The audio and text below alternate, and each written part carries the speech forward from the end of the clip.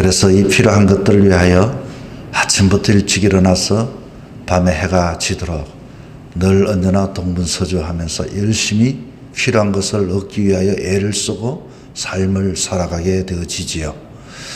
그러나 우리 인생의 삶 속에 가장 필요한 것은 뭘까? 정말로 내가 필요한 그것이 필요한 것일까? 오늘 제목의 말씀은 진정 필요한 것은 영생의 양식이다 하는 제목으로 말씀을 전하도록 하겠습니다. 요한복음 6장의 말씀은 두 가지 사건으로 먼저 우리가 이렇게 살펴봤습니다. 첫째는 오병이어의 사건이었죠. 우리 인간이 세상의 삶을 살아가면서 배고픔을 스스로 해결할 수 있는 사람은 아무도 없습니다. 우리가 이것은 한번 해결함을 받게 되어지면 영원히 해결받는 것이 아니라 또 자고 일어나면 또 배고프고 또 다음날이 되면 또 배고프고, 배고픔은 우리에겐 참으로 필요한, 배고픔을 채우기 위한 이 삶은 우리에게는 꼭 필요한 것 같이 느껴집니다. 물론 그렇습니다.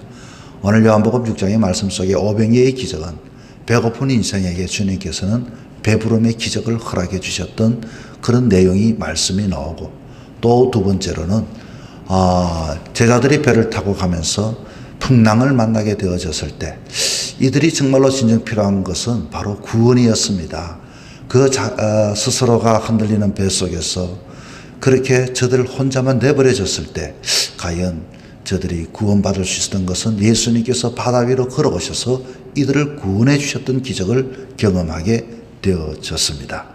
이런 일련의 사건들, 사람들은 그 마음속에 그렇구나, 예수님께서 배고픈 우리 인생에 배부름을 채워주시구나.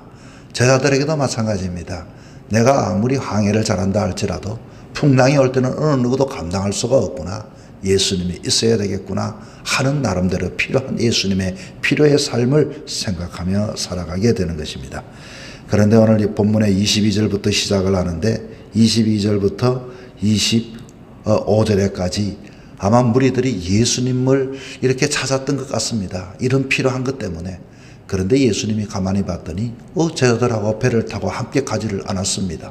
그리고 바다 건너편으로 가서 가버나움에 먼저 가봤더니 그곳에서도 예수님이, 그리고 또 제자들도 보이지 않습니다. 아니, 예수님이 어디 가셨지? 이렇게 이들이 가만히 살펴봤더니 예수님을 이렇게 발견하자마자 예수님께 한번 물어봤습니다. 그 내용이 25절에 이렇게 나옵니다. 바다 건너편에 만나 랍비여 언제 여기 오셨나이까? 그렇습니다. 이들이 예수님을 보자마자 주님 언제 여기 오셨습니까? 자, 이 무리들은 어제 지난날 밤에 어떤 일이 일어났는지를 전혀 알지를 못하지요. 그러나 예수님께서는 군중들이 잠든 사이에도 늘 제자들을 홀로 내버려 두시고, 그리고서 제자들이 어려움을 당했을 때 무리로 걸어가면서 이들을 구원해 주시게 되었던 것입니다. 우리 지금도 세계 도처에는 쿠데타라든지 전쟁이라든지 테러라든지 많은 사건들이 발생합니다.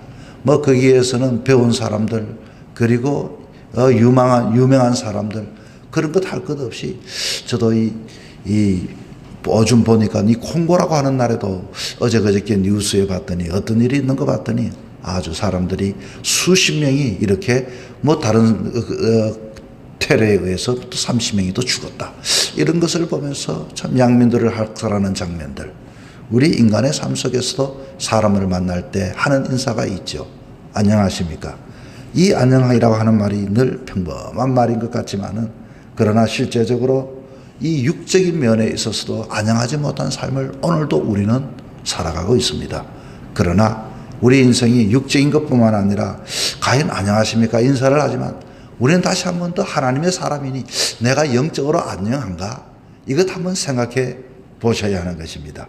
지난날의 첫사랑을 경험하게 되어지고 주님의 옷자락이도 잡았을 때 그 느꼈던 그 은혜, 정말로 몸된 교회만 오기만 오면 내 눈에 눈물이 있고 기쁨이 있고 은혜가 있었는데, 지금은 내 마음속에 영적으로 배가 고파도 내 삶이 흔들려져도 안녕하지 못함에도 분명한데도 마치 안녕한 것처럼 태연하게 살아가는 우리들의 모습인 것입니다. 그런데 이 무리들은 예수님을 보지 못했지만 밤사이에, 그러나 하나님께서는 일을 하고 있는 것입니다. 시편의 121편에 여러분 4절에도 이런 말씀이 있죠.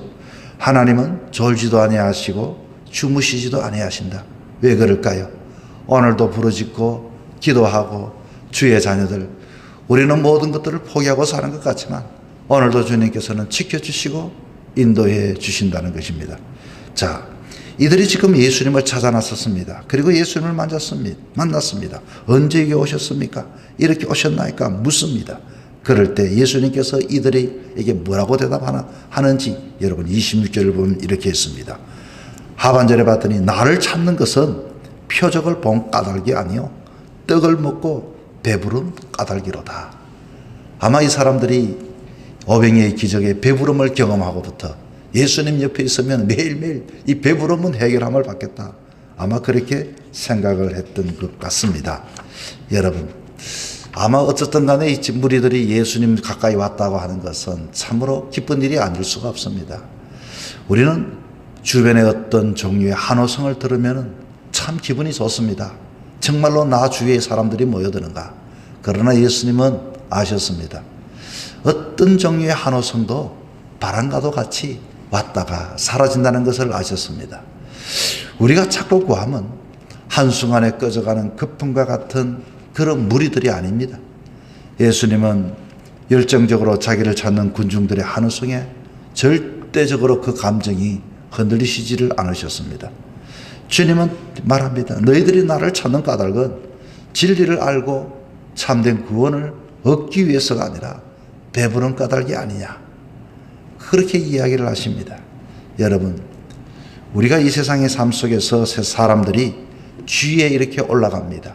주위에 오르고 진급을 하게 되고 권력을 가지게 되고 명예를 가지게 되고 물질을 소유하게 되고, 그러나 우리는 그렇게 가지게 될 때는 참 착각하기가 쉽습니다. 내 밑에 사람들도 나를 따르는 것 같고 나를 찾는 것 같고 그리고 내가 높은 곳에 있는 것 같고 내 주머니에는 모든 것들이 부족함이 없는 것 같습니다. 그러나 우리는 어쩌면 거짓된 이런 환상과 착각을 붙들고 그것이 마치 내 것이냐 이렇게 생각하다가는 큰일을 맞게 되는 것입니다. 왜냐하면 그런 것들은 부질없기 때문에 그런 것입니다. 예수님도 그것을 잘 아셨습니다. 예수님께서 이들이 가까이 와서 정말로 예수님을 찾고 무리들이 모여들고 어디 계셨습니까? 언제 오셨습니까?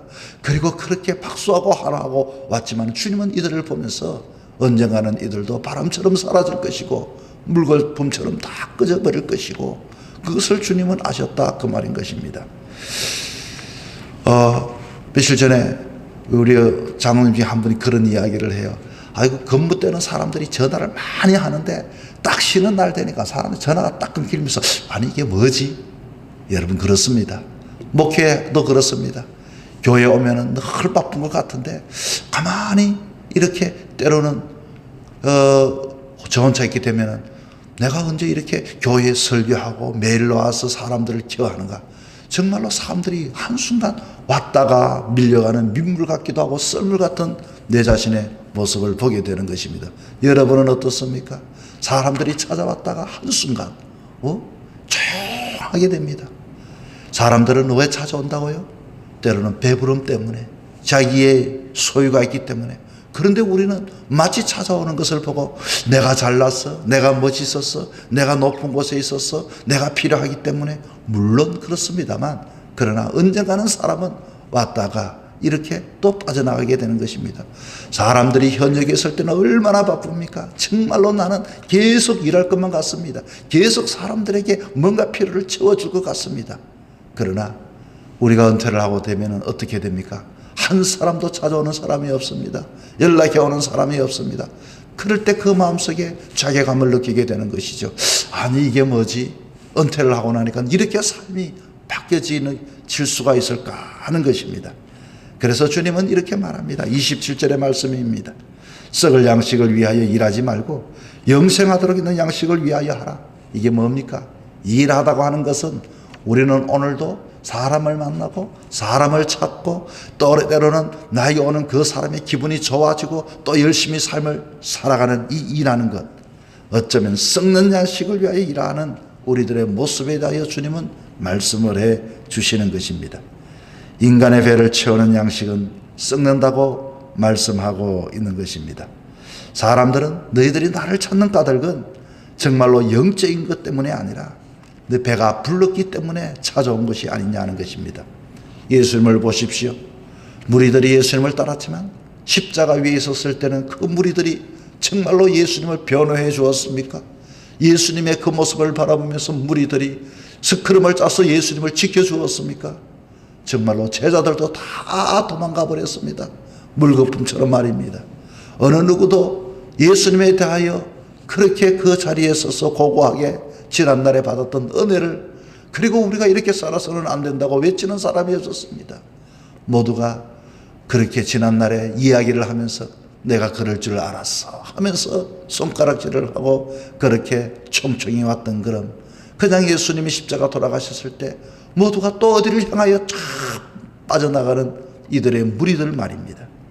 그래서 예수님은 너희들이 이 땅의 삶을 살아가고 정말로 열정을 가지고 부지런히 왔다 갔다 하지만 썩을 양식을 위해서는 일하지 말고 영생하도록 있는 양식을 위하여 하라, 그 말인 것입니다. 인간의 배를 채우는 양식은 썩는다고 말을 했습니다. 그러나 여러분, 정말로 우리가 이 세상의 삶을 살아갈 때 어떻게 하면 영원히 썩지 않는 양식을 얻을 수 있을까요? 이들도 이제 다시금 눈을 뜨게 되었습니다. 궁금했습니다.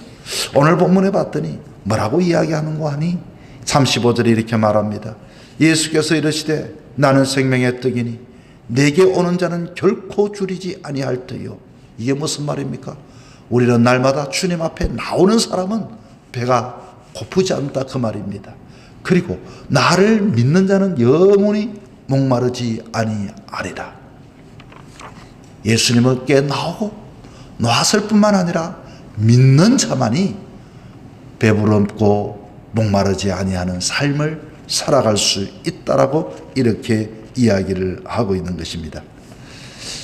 여러분, 이 사육사라고 하는 것이 이 야생의 동물을 키울 때 정말로 말을 잘 들을 정도로 그렇게 키워나갑니다. 그런데 먹을 것을 주지 않으면 물게 됩니다. 이것은 여러분 사육사와 동물의 관계가 아니라 부모와 자식과의 관계도 똑같습니다. 그렇게 사랑하는데 먹을 것을 공급하지 않으면 아버지, 어머니, 저를 위해서 뭐 하셨습니까? 하고서 어른이 되어서 원망하고 불평하고 부모에 대하여 서운한 마음을 가지는 것이 인간의 본능인 것입니다. 그러나 인간이 진정 영혼이 필요한 것은 양식은 생명의 양식인 것입니다. 영생의 양식인 것입니다. 수가스경의 여인이 목마름의 날마다 우물 곁에 나왔습니다. 그러나 예수님을 만나서 물동이를 던져버렸다고 하는 것은 육적인 것뿐만 아니라 이제는 영적으로 내 모든 외롭고 고단하고 피곤한 모든 삶을 예수님을 만나서 해결함을 받았다고 하는 것을 의미해 주고 있는 것입니다. 여러분, 물론 썩을 양식을 위하여 우리는 육신을 가지고 있기 때문에 부지런히 뛰어야 하지만, 그러나 우리가 잊어버리며 살아갈 때가 있습니다. 영의 양식, 생명의 양식, 신앙의 삶, 우리는 육의 양식만큼이라도 하지 못한다면 우리는 그저 잊고 살아가는 것이 아니라 육의 양식을 얻기 위해서 영의 양식, 주님을 찾아오는 인생이 되어서는 안 된다, 그 말인 것입니다. 오늘 이 하루도 저와 여러분이 한날의 삶을 살아가게 될 것입니다. 아무리 장난감을 많이 가지고 간식을 많이 가진 아이가 그 손에 그것을 잡고 우는 이유는 그것이 필요하겠지만 더 필요한 것은 엄마가 필요하고 아빠가 필요하기 때문에 우는 것입니다. 우리에게도 마찬가지입니다. 주님이 우리에게 필요한 것입니다. 주님은 우리의 생명의 양식인 것입니다. 주님께 나아가고 믿는 자는 목마르지 아니하고 그리고 배부름을 얻는다고 주님은 약속하셨습니다. 오늘 이 하루도 우리의 삶 속에 진정 영적인 양식을 위하여 주님을 가까이 하고 믿음의 삶을 살아가는 저와 여러분이 되기를 주 이름으로 부탁을 드립니다.